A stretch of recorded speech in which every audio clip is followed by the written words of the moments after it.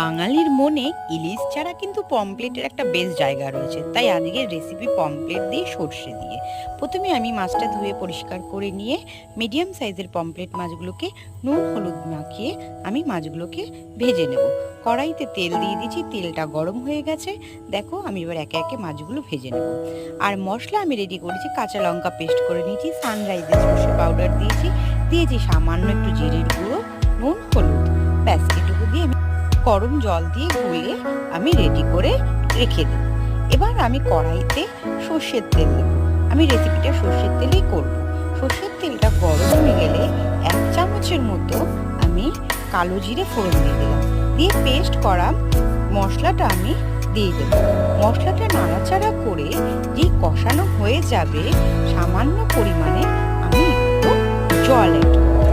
জলটা আমি গরম জল ইউজ করেছি, তাতে